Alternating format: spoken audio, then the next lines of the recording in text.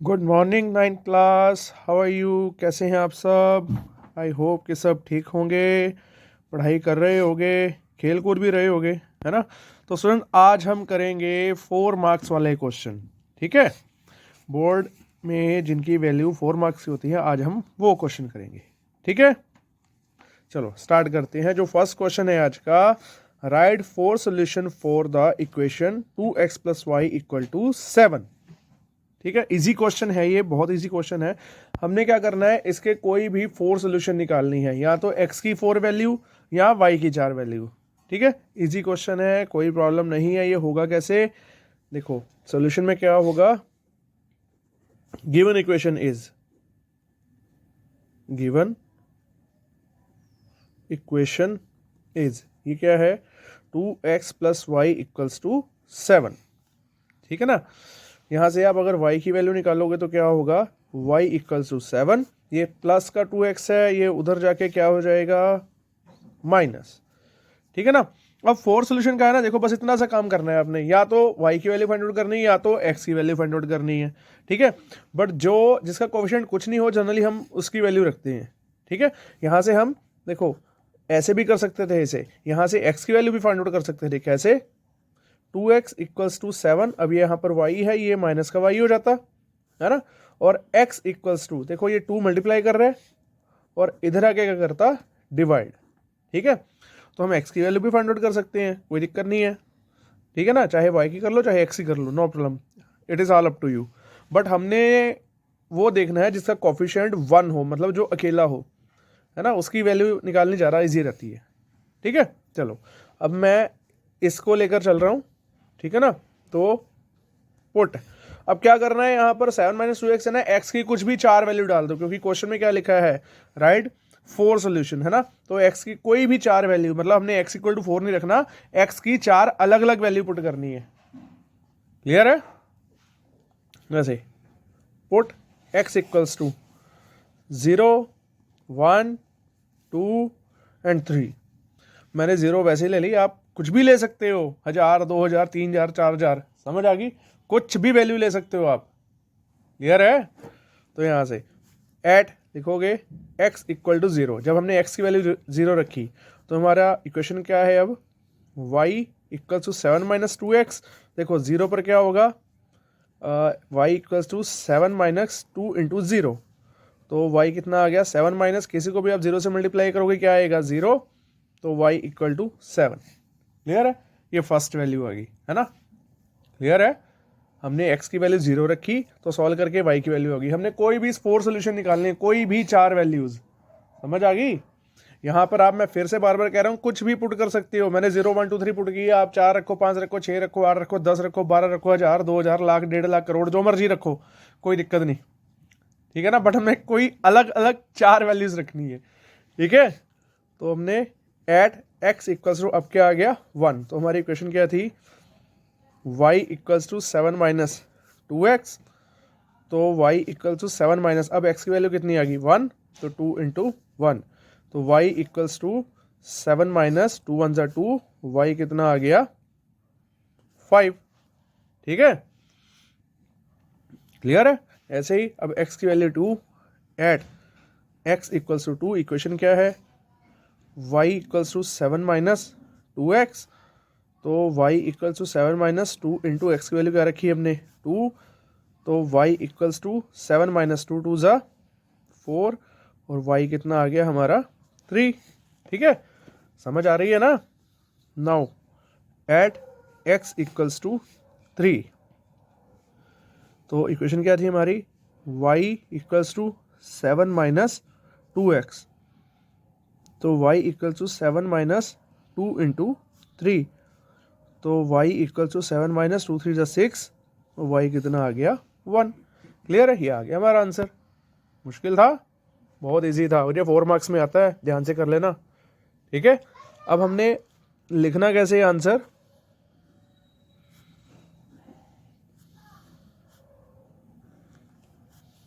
देखो ये x, ये y, 1 2 3 4 4 वैल्यू होगी। देखो जब हमने x की वैल्यू 0 रखी तो y कितना आ गया हमारा, 7।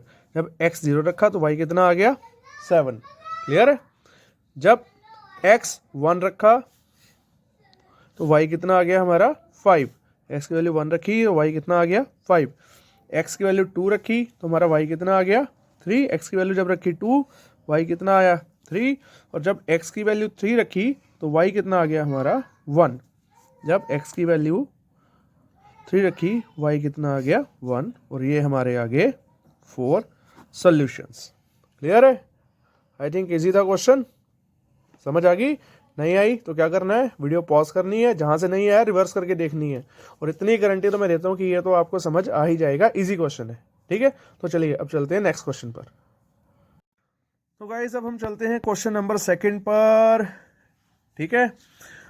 इन फिगर, ये इस फिगर में देखिए A B parallel to C D है, जो मैंने नाम नहीं लिखा सॉरी, ये ए और बी ये पैरेलल टू किसके है, ये सी और डी के, ये दोनों आपस में पैरेलल हैं। और सी डी किसके पैरेलल है, ई एफ के। अब ई एफ कहाँ है, यहाँ पर ई और यहाँ पर एफ। ठीक है, मतलब A B parallel to C D है और C D parallel to E F है। क्लियर है। और हमें गिवन है कि जो y रेशो z, मतलब ये जो एंगल y है और ये जो z है, इनकी रेशो क्या है 3:7। क्लियर है, समझ आ गई। वो तो गिवन है, इसमें समझने वाली क्या बात है। ठीक है, तो हमें करना है फाइंड x फाइंड आउट करना है, इसकी वैल्यू फाइंड आउट करनी है। समझ आ गई, बिल्कुल समझ आ गई होगी। देखो अब सॉल्यूशन में क्या करना है, देखो A B parallel to C D है, A B parallel to C D है, ठीक है ना, और C D parallel to A F है, यही कहानी है ना, बिल्कुल। It means therefore that is, अगर ए बी सी डी के पैरेलल है, सी डी ई एफ के पैरेलल है, तो ए बी भी किसके पैरेलल होगी, ई एफ। समझ आ गई कि नहीं। अगर ए बी जो सी डी के पैरेलल है और C D parallel to E F है, तो it means A B parallel to E F होगा। क्लियर है, समझ आ गई। अब सुन, ध्यान से देखना जरा, ध्यान से। अब क्या होगा, ये मैं रफ फिगर ड्रॉ कर रहा हूँ, आपने एग्जाम में नहीं करनी। ठीक है, मैं सिर्फ ए बी और ई एफ ड्रॉ कर रहा हूँ, ए बी और ई एफ ड्रॉ कर रहा हूँ। ठीक है, मैंने बीच वाली लाइन नहीं लिखी। तो ये मैंने ट्रांसवर्सल शो कर दिया, ये ट्रांसवर्सल शो कर दिया, बिल्कुल कर दिया। अच्छा, अब यहां पर ए बी पर बना एंगल एक्स, ठीक है ना, और ई एफ पर बना एंगल जेड। ठीक है ना। तो अब देखो, अब ये दो पैरेलल लाइंस को ट्रांसवर्सल इंटरसेक्ट कर रहा है, तो इट मीन्स ये जो एंगल एक्स है, ये जेड है, ये इक्वल हुए, बिल्कुल इक्वल होंगे। क्यों, ये होंगे अल्टरनेट इंटीरियर एंगल्स। ठीक है, समझ आ गई। ये दोनों एंगल इक्वल होंगे एक्स और जेड। ठीक है ना। नाउ ए बी हमने शो कर दिया यहाँ पर, A B parallel to E F, therefore X equals to Z, reason alternate interior angles. ठीक है, इंटीरियर एंगल्स, ये क्लियर है, बिल्कुल क्लियर है। अच्छा, अब मैं आ जाता हूं, अब किस पर मैं आऊं, किस पर आऊं, वाई और जेड पर। ठीक है, आगे, बिल्कुल आगे, वाई जेड पर आगे। Now C D parallel to E F, C D parallel to E F है। नाउ स्टूडेंट्स, वो थोड़ा सा मैंने यहाँ पर ब्रेक दी है, हमने ये नहीं करना। ठीक है, क्योंकि हमें पहले मैं रेशो पर हमने कंसंट्रेट करना है, जो अब रेशो देखनी है हमें गिवन है ratio y ratio z equals to 3:7। ये समझ आ गई। तो हम रेशो को मान लेते हैं, therefore let y equals to हम 3p मान लेते हैं और z equals to 7p। Clear है, समझ आ गई। हमने रेशो का भी सीन था ना, इसको भी तो कंसिडर करना है। रेशो को हमने p मान लिया, देयरफॉर y हमारा क्या बन गया, y बन गया 3p, z बन गया 7p। क्लियर है। Now A B parallel to C D, A B parallel to C D है ना, क्लियर है ना। अब देखो, अब फिर से एक और मैं बना रहा हूँ आपको, you not need to draw A B C and D. अब यहाँ पर एंगल है मेरा है x और यहाँ एंगल है मेरा y, क्लियर है। अब देखो, अब दो पैरेलल लाइन को ट्रांसवर्सल कट कर गया, इंटरसेक्ट कर गया, है ना। तो ये देखो ट्रांसवर्सल के सेम साइड पर बने हैं एंगल, सेम साइड के ट्रांसवर्सल के ये एक ही साइड पर है, तो इनका सम कितना होगा 180 डिग्री। और इन्हें कहते क्या है, को इंटीरियर एंगल या कंसेक्टिव एंगल्स, ठीक है। It means now x plus Y, अगर A B parallel to C D है तो x प्लस वाई किसके इक्वल होगा 180 डिग्री। इनका सम कितना होगा 180 डिग्री। रीजन को इंटीरियर एंगल्स और consecutive angles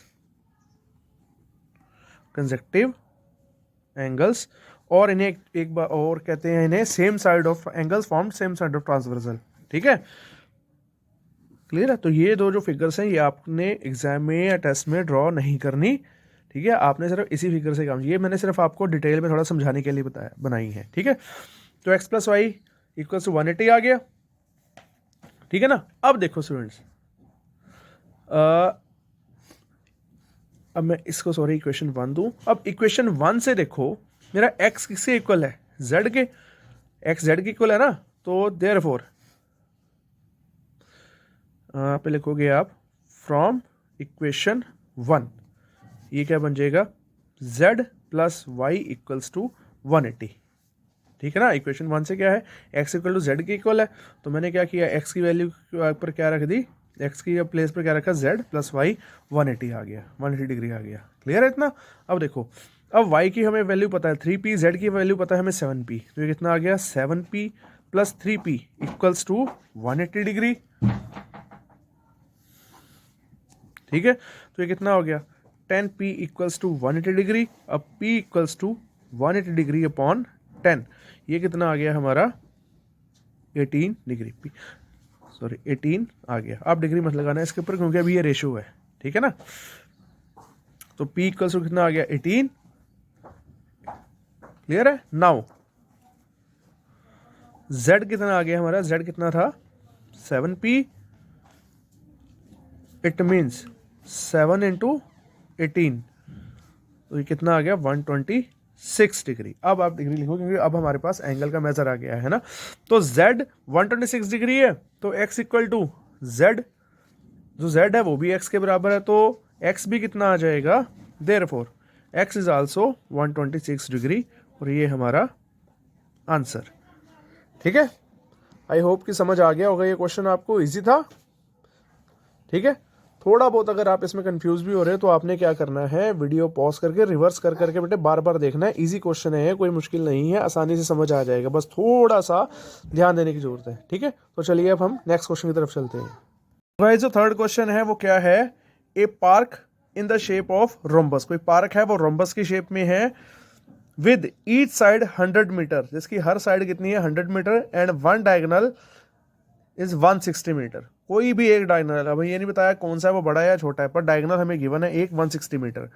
find the area of the park. Easy question है। देखो कि पार्क है वो किस शेप में है, वो रोम्बस शेप में है, समझ आ गई।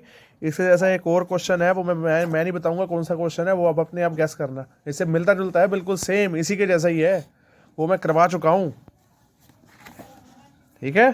तो चलो अब इसका एक डायगोनल कितना है 160 मीटर, और रोम्बस की ईच साइड कितनी है 100 मीटर। हमें पता है कि रोम्बस की ऑल साइड इक्वल होती है, तो हर साइड कितनी होगी 100 मीटर, क्लियर है। हमें क्या निकालना है, एरिया ऑफ द पार्क। अब सबसे देखो एक बात बताओ, इस पूरे पार्क में दो ट्रायंगल बन रही हैं, अगर इसको नाम दे दो आप ए बी सी और डी, दो ट्रायंगल्स बन रही हैं इसमें, एक तो बन रही है ए बी डी और दूसरी बन रही है बी सी डी।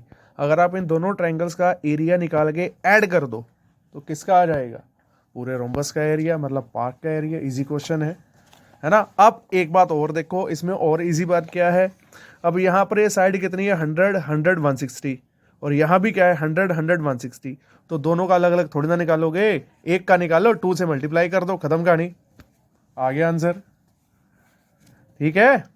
इजी है ना। तो चलो फिर अब करते हैं। देखो यहाँ पे लिखोगे सॉल्यूशन,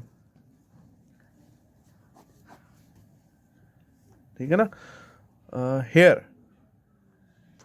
यहाँ पहले लिख लोगे each side of park, each side of park कितनी आ गई 100 मीटर, ठीक है ना। And diagonal of park, diagonal of park ये कितना आ गया 160 मीटर, ठीक है ना। क्लियर है। और देखो नाउ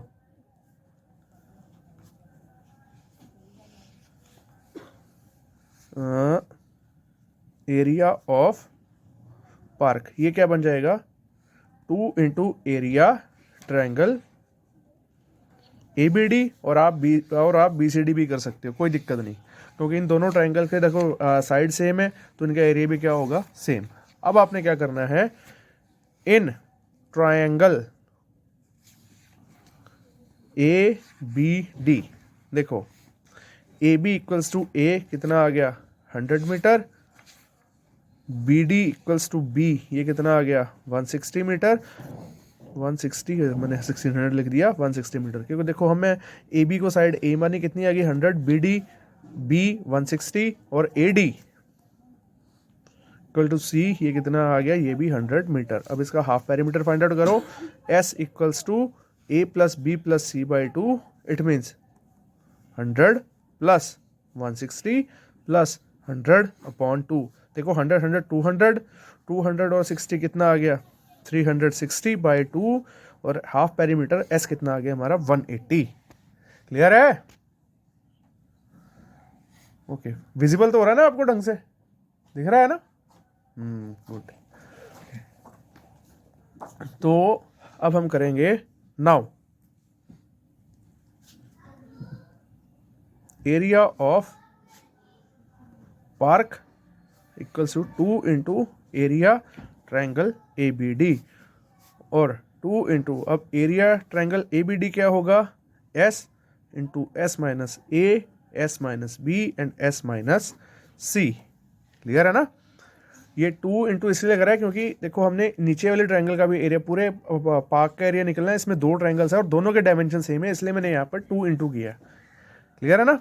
अब 2 इंटू S की वैल्यू कितनी आ गई हमारी 180 इंटू 180 माइनस 100, फिर से 180 माइनस 160 और फिर से 180 माइनस 100, ठीक है ना। अब 2 इंटू, अब देखो बच्चों क्या हो गया 180 इंटू 180 माइनस 100 कितना हो गया 80, 180 माइनस 160 कितना हो गया 20 इंटू 180 माइनस 100 ये हो गया 80। अब देखो बच्चों 80 और 80 का पेयर बन गया, ये 2 बार आ गया, 80 80 का पेयर बन गया तो ये अंडरवुड के बाहर। क्लियर है। अब बचा क्या हमारे पास 180 इंटू 20, ये 2 चीज़ें बची हमारे पास, ठीक है ना। अब हमने क्या करना है 2 इंटू 80 इंटू, अब देखो ये 180 है ना, तो हमने इसको लिखा 18 इंटू 10, ठीक है, और इस 20 को लिखा 10 इंटू 2। क्लियर है। 180 को लिखा हमने 18 इंटू 10 और इस 20 को लिखा 10 इंटू 10 टू ज़ा 20। अब देखो अब फिर से 10 का पेयर बन गया, 10 10 का पेयर बन गया, अब ये 10 बाहर। क्लियर है। 2 इंटू 80 इंटू 10, अब अंदर का रह गया बच्चों 18 इंटू 2, ठीक है। अब देखो 2 इंटू 80 इंटू 10, अच्छा आपने ये साथ साथ नहीं लिखना, चाहे तो डायरेक्ट मल्टीप्लाई करा के लिख दो, बट मेरी आदत है मैं एंड में ही मल्टीप्लाई कराता हूँ, ठीक है। ठीक है, आप यहाँ भी करा सकते हो सबको। अब देखो 18 टू ज़ा 36 और हमें पता है 36 का अंडर रूट 6, ठीक है। तो 2 इंटू 80 इंटू 10 इंटू 6, तो कितना आ गया ये देखो 80 10 ज़ा 800 है ना, 8 दूनी 16 और 16 छिके 96, कितना आ गया हमारा answer 9600 metre square area of the park. Easy है था क्वेश्चन, बहुत थोड़ा सा दिमाग लगाने की ज़रूरत थी, वो मुझे पता है आप सब में बहुत ज़्यादा है, बट ठीक है ना, तो थोड़ा थोड़ा यूज़ करना है क्वेश्चंस में, ठीक है बच्चों। Good, very good. तो चलो नेक्स्ट क्वेश्चन की तरफ। ठीक है, चलो चलते हैं। क्वेश्चन क्या है? The length, breadth and height of a room are 5 metre, 4 metre and 3 metre. Find the cost of white washing the walls of the room and the ceiling at the rate of 7.5 per metre square. Ceiling क्या होती है? छत। अब देखो students, वैसे तो इसका diagram बनाने की जरूरत नहीं, मैं फिर भी बता देता हूँ। कोई रूम है, ठीक है,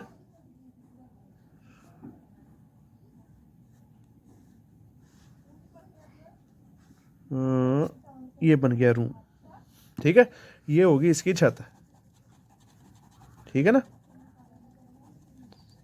ये होगी इसकी छत। क्लियर है? अब देखो लेंथ, लेंथ कितनी आ गई इसकी? 5 मीटर। ब्रेथ कितनी आ गई? 4 मीटर। हाइट कितनी आ गई इसकी? 3 मीटर। हमें क्या करना है? Find the cost of white washing the walls of the room and the ceiling at the rate of 7.5 per metre square. हमें मतलब मेरे वाइट वॉश करानी है, कहाँ पर? 4 वॉल्स पर। कौन कौन सी वॉल्स? एक ये वाली, ये फर्स्ट, ये सेकंड, और ये इधर मतलब जो थर्ड फोर्थ सेम होगी, ये थर्ड और यही फोर्थ। कैसे? एक एक सामने तरफ, एक पीछे की तरफ, ठीक है ना। और सीलिंग, सीलिंग मतलब छत, छत ऊपर से नहीं, नीचे की तरफ से, अंदर की तरफ से, ठीक है। क्लियर है? समझ आ गई? ठीक है। अच्छा, अब हमने और बच्चों एक बात, ये फर्श को नहीं कराना, सिर्फ छत को करानी है, ठीक है। क्लियर है? तो चलो समझ आया क्वेश्चन। एक रूम है, लेंथ 5, ब्रेथ 4 एंड हाइट 3, और 4 साइडेड पर हमने 4 साइड्स पर 4 वॉल्स पर हमने क्या कराना है? वाइट वॉश करानी है, और सीलिंग पर, छत पर, ठीक है। तो चलो अब हम करते हैं क्वेश्चन को सॉल्यूशन। और हमें, हाँ, और हमें ये कोस्ट वाइट वॉश करानी है 4 वॉल्स पर, और उसकी कॉस्ट भी फाइंड आउट करनी है। और हमें गिवन है कि जो किस रेट से करनी है? 7.50 पर मीटर स्क्वायर। तो स्टूडेंट हम अब हमने इसको लिखना कैसे है? Dimension of room, dimensions of room, ठीक है ना। एल कितनी आ गई हमारी? 5 मीटर। ब्रेथ कितनी आ गई? 4 मीटर। और एच कितनी आ गई? 3 मीटर, ठीक है ना। अब देखो, अब क्या करना है? Area of 4 walls and ceiling. ये एरिया ऑफ 4 वॉल्स हमारा क्या होता है? मतलब क्यूबॉइड का कर्व सरफेस एरिया, मतलब 2h into L plus B. ये तो आ गया area of 4 walls plus and मतलब प्लस सीलिंग। सीलिंग देखो बच्चों सिर्फ छत है, और एक किस शेप में होगी? कोई भी रूम की छत है वो रेक्टेंगुलर शेप में होगी, ठीक है ना। तो ये आ जाएगा L into B plus length into breadth, ठीक है ना। अब 2h, अब यहाँ पे वैल्यू पुट कर दो आप। 2h कितनी आ गई? 3, एल प्लस बी, एल कितनी आ गई? 5 प्लस ब्रेथ आ गई 4 प्लस 3 इंटू 4। अब 2 3 जा 6, 4 प्लस 9 प्लस ये आ गया 12, ये आ गया 9 6 जा 54 प्लस 12, कितना आ गया? L plus B. बच्चों मैं आई थिंक थोड़ा सी इसमें लेंथ है 5, और ये 5 4 जा 20। सॉरी, मुझे यहाँ पर एल की जगह पर बी दिख गया था, मैं इसलिए मैंने यहाँ पर 3 लिख दिया था, ठीक है ना। तो लेंथ है हमारी 5, तो यहाँ पर L इंटू बी मतलब 5 इंटू 4 कितना आ गया? 20, और 54 प्लस 20 ये हमारा कितना आ गया? 74 मीटर स्क्वायर, ठीक है। यूनिट अगर मीटर में है तो यहाँ पर भी मीटर स्क्वायर आएगा। देखो अब हमने एरिया तो फाइंड आउट कर लिया, किसका? Area 4 walls plus ceiling. अब हमने इनकी कॉस्ट निकालनी है, और हमें पता है कि 1 मीटर जो कॉस्ट है वो कितनी है? 7.50 मतलब 7.5 रुपये, ठीक है। देयरफॉर अब लिखेंगे cost of ceiling, cost of white washing for cost of white washing, sorry आप सीधे लिख दोगे पर मीटर स्क्वायर, कितना आ गया? 7.50 rupees. Therefore cost of white washing हमारा कितना एरिया आया? 74 metre square equals to 7 point, ठीक है स्टूडेंट। तो आप तो 74 cost of white washing 74 metre square, ये कितना हो जाएगा? मतलब 7.50 इंटू 74, ये कितना आ जाएगा? 555.0 सॉरी ये आ जाएगा 55.50। ठीक है स्टूडेंट, तो ये 55.50 सॉरी 00 आएगा यहाँ पर, क्योंकि 10 ऑलरेडी है, तो सॉरी ये आएगा ये 00 है ना। और पॉइंट के बाद देखो यहाँ पर कितने डिजिट है 2, तो यहाँ पर 2 गिनकर पॉइंट लग जाएगा, तो हमारा आंसर कितना आ जाएगा 555 रुपीज़, ये आंसर। क्लियर है, इजी था क्वेश्चन, गुड। तो चलिए अब चलते हैं लास्ट और फाइनल क्वेश्चन की तरफ। तो गाइस आज का लास्ट क्वेश्चन जो है, the curve surface area of A right cylinder of height 14 centimetre is 88 centimetre square, find the diameter of the base of cylinder. अब देखो इसमें क्या है क्वेश्चन में, इसमें एक सिलेंडर है, उसका कर्व सरफेस एरिया कितना है 88 सेंटीमीटर। देखो ध्यान से सेगमेंट पढ़ो, the curve surface area of right cylinder of height, एक राइट सिलेंडर है जिसकी हाइट कितनी है 14 सेंटीमीटर और उसका कर्व सरफेस एरिया कितना है 88 centimetre square, find the diameter of the base of a cylinder. हमें सिलेंडर का डायमीटर फाइंड आउट करना है। देखो स्टूडेंट्स क्या है ये क्या है, एक सिलेंडर है, राइट सिलेंडर मतलब स्ट्रेट बिल्कुल वर्टिकली, ठीक है ना। इसकी हाइट हमें गिवन है कितनी है 14 सेंटीमीटर और इसका जो कर्व सरफेस एरिया है CSA वो हमें कितना गिवन है 88 सेंटीमीटर स्क्वायर। हमें diameter of base find out करना है, मतलब क्या फाइंड आउट करना है हमें, ये डायमीटर फाइंड आउट करना है, ठीक है ना। तो हम सबसे पहले रेडियस को मानेंगे R, क्लियर है ना। तो हम रेडियस फाइंड आउट करके इसे 2 से मल्टीप्लाई करा देंगे, तो ये क्या बन जाएगा डायमीटर, ठीक है। चलो अब इसे देखते हैं सॉल्व कैसे करना है। सबसे पहले जो गिवन है वो लिख दो, हाइट ऑफ सिलेंडर